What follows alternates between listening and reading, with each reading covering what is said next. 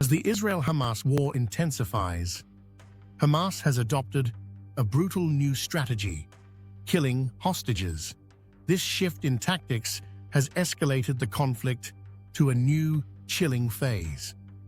But what are the reasons behind this, and how is Israeli society responding to these unprecedented actions? The conflict between Hamas and Israel has been marked by years of violence, but the war that began in October 2024 has been particularly devastating.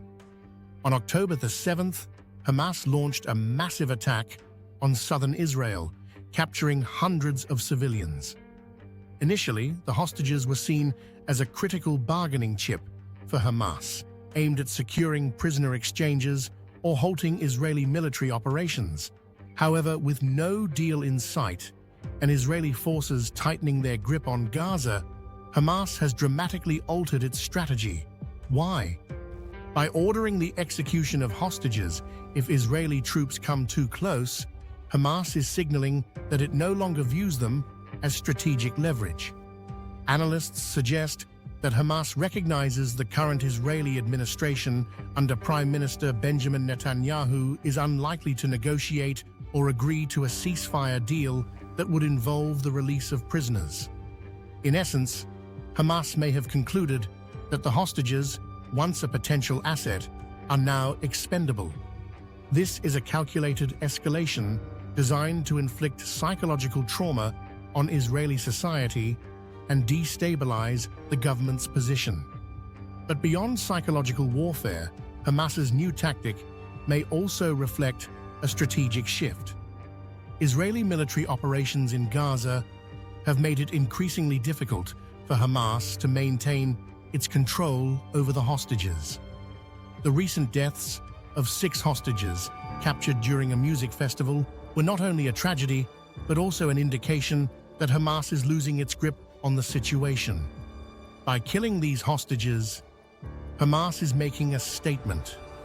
They will not allow Israel to control the narrative or weaken their position through military might. The reaction within Israel has been explosive.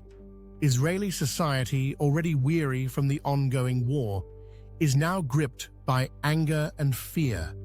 Protests have erupted across major cities, with demonstrators blaming Netanyahu for failing to prioritize the lives of the hostages. Families of the captives have become vocal critics of the government, accusing it of neglecting their loved ones to maintain political power. This wave of public outrage reflects deeper tensions within Israeli politics.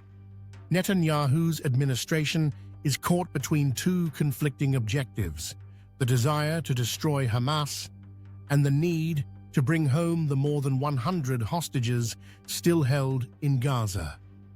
For many Israelis, these two goals appear increasingly incompatible. Some military analysts argue that continued military operations are jeopardizing the lives of the hostages, as shown by Hamas' recent killings.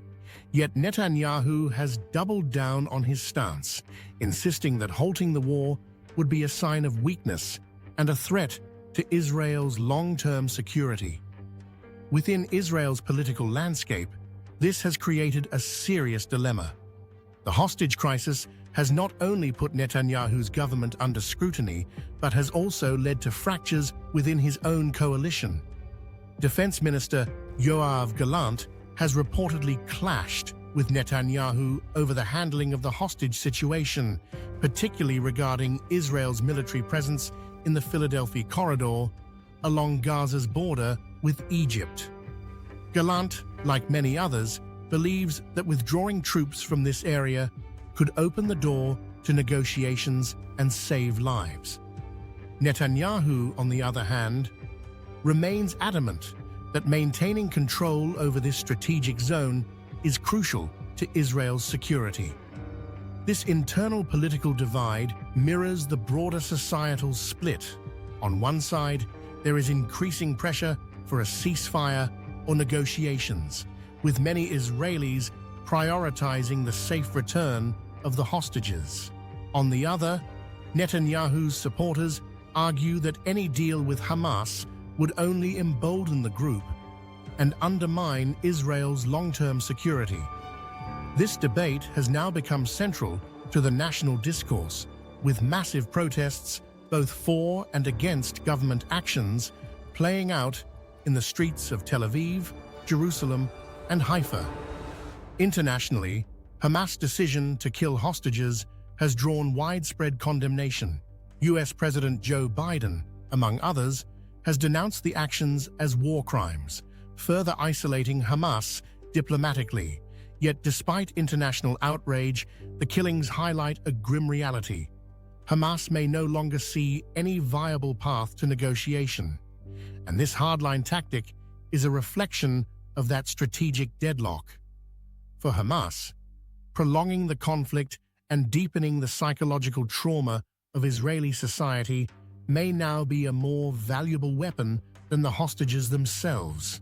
The killing of hostages also represents a dangerous escalation with long-term consequences for the war.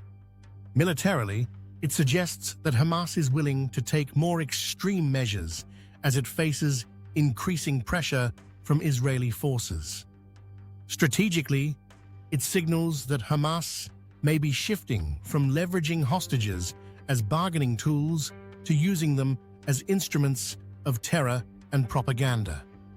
For Israel, the situation presents a moral and strategic quandary.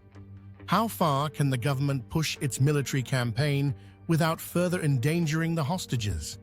And at what point does military action become counterproductive, risking the very lives it aims to save?